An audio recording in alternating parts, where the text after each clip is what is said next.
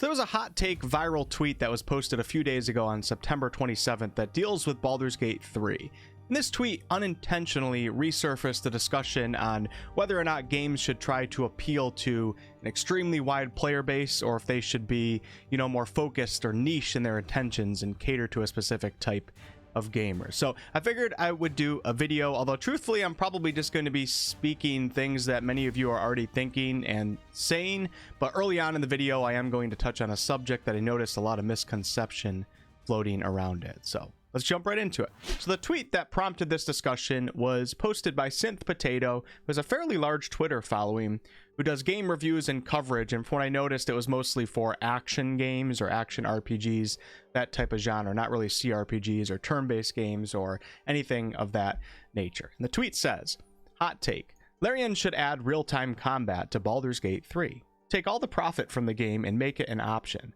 I'd pay money for that as a DLC. A huge amount of players, including myself, who want to get into the game cannot due to turn-based.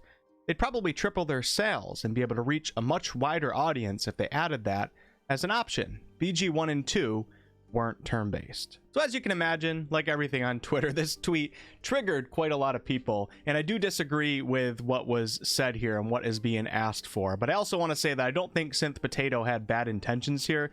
I think he more so genuinely is bummed out that he can't enjoy Baldur's Gate 3 because he doesn't like turn-based combat. And even though it is a core part of the game, Baldur's Gate 3 is still appealing to pretty much everybody that looks, not everybody, but a lot of people that look at it, even though they don't like one of the core systems that the game was built upon.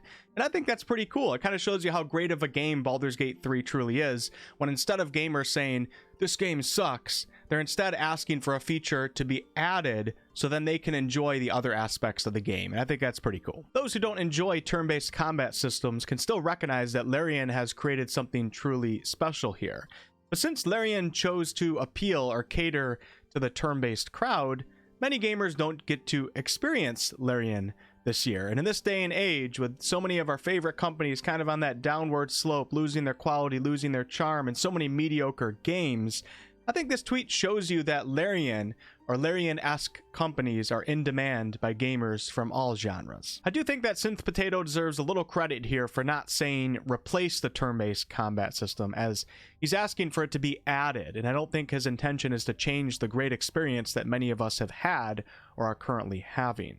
I do think that this tweet demonstrates a lack of knowledge in Baldur's Gate 3, Dungeons & Dragons, CRPGs as a whole, and turn-based combat in general, and I'll talk about why here in a moment. But before that, after reading some of Synth Potato's post tweets, I like this guy. He actually admits to some of his lack of understanding, which takes great humility to do. I don't think he deserves any of the actual hate that has come his way. The discussion here is fine to have, but man, people got to stop being so vitriolic. It's actually insane. Unless you have been personally dogpiled by thousands of people on the internet, you probably have no idea what this can do to a person. I have no idea if this has had any effect on Synth Potato or what, but generally speaking, most people are negatively affected by something like this. And this isn't a morality discussion. We're talking about adding a different combat system to a freaking video game. So chill out, for cripe's sake. So the overall discussion here is, should Baldur's Gate 3 have offered real-time combat to satisfy players who don't like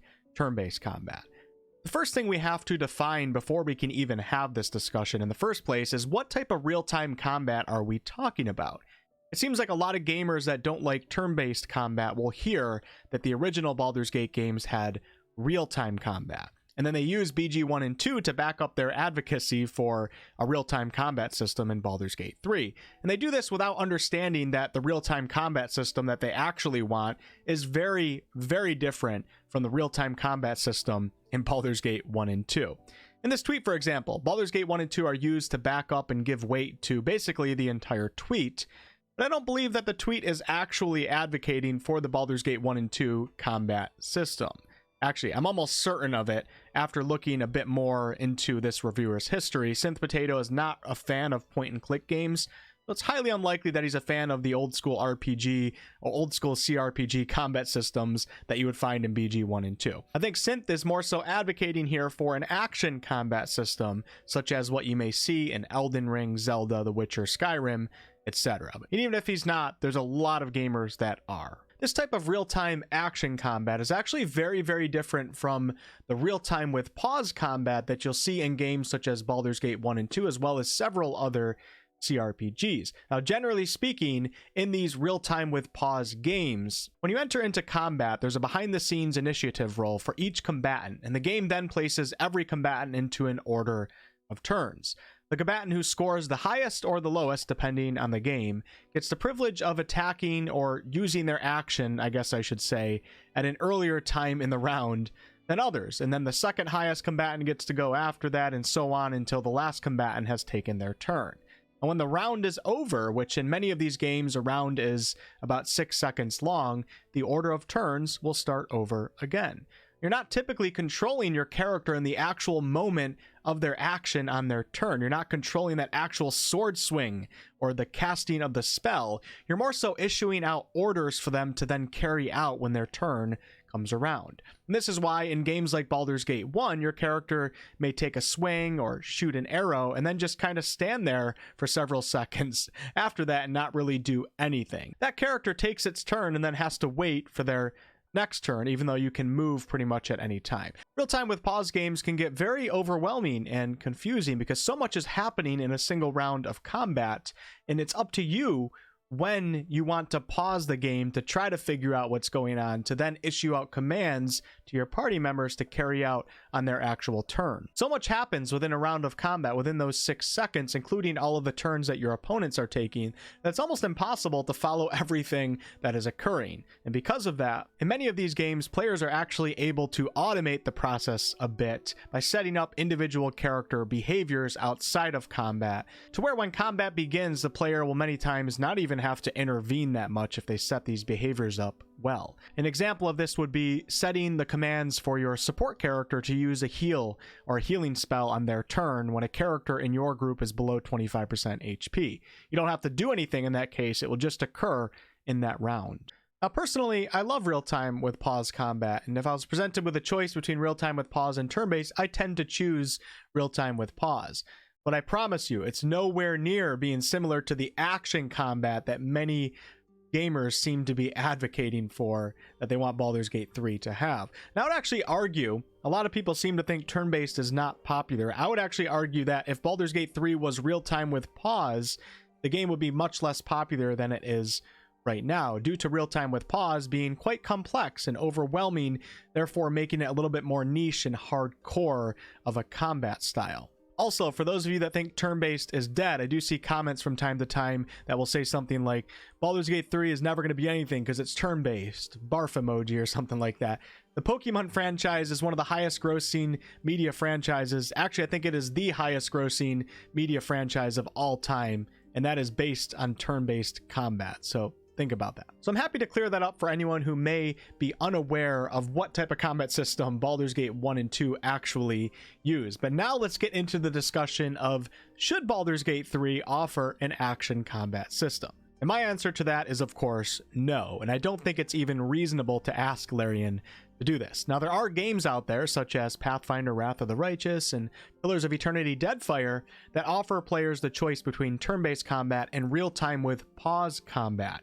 Like I just explained, that is very different from asking a game to offer turn-based combat alongside action real-time combat, which is really what the current discussion is about. But the first reason as to why I would say no to this is because Baldur's Gate 3 is quite literally based off of a turn-based system, and that is, of course, Dungeons & Dragons 5th edition. Turn-based is integral to its core design, and that factors into basically every other aspect of the game. It's kind of like a spider web, and turn-based combat is the spider in the center. If you take the spider away, it turns into a cobweb. Now, the environments are designed around turn-based in BG3. The maps and the time that you're expected to spend in areas are all designed around turn-based combat. The classes and all the spells and reactions and bonus actions and everything is designed around this core turn-based system. It doesn't even make sense for Baldur's Gate 3 to have an action combat system, as that was never the goal, nor is the game even set up for it. You would basically have to create an entirely new game,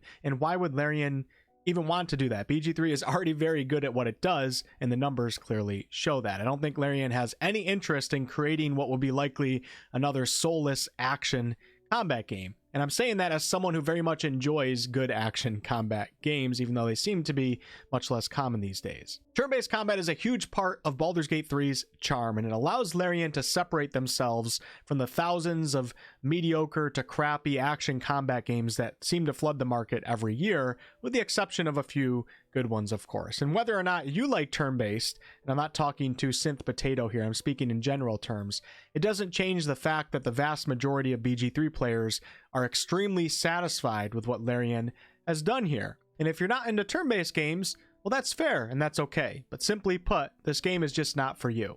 The second reason as to why I would say no to this, I think matters even more here, in my opinion. And that is when a company attempts to cater to everyone, they oftentimes will cater to no one. Game studios have limited budgets, limited time, and if you ask them to spread their resources too thin, which many are clearly already spread too thin, you get mediocrity at best. And this is why I'm so happy that Larian didn't offer the real-time with pause option for combat, even though I love that system as well, and it makes a little bit more sense than an action combat system. That would have likely created all sorts of unnecessary challenges, not to mention who knows how well 5th edition would work with that system. I think it's better that Larian didn't have to give up that time and those resources to try to figure that out, and instead they're able to be the best at what they are already pretty damn good at. Game studios tend to specialize in certain things, but not everything. If money were not a factor, would you rather buy your furniture from Walmart, or would you rather get it from a specialized furniture shop at the base of a mountain pass that was started by a lumberjack and a woodworker back in the 1920s? I actually shop at Walmart all the time. Now, companies like Ubisoft are Walmart. Larian is that specialized furniture shop that we all deserve. Now, of course, that's a bit subjective there, but I think you guys get the point that I'm making. I know that I much prefer and want to advocate for game companies to focus in and hone in on making something truly special and good, exceptionally good, even if I'm not the person that they are catering to.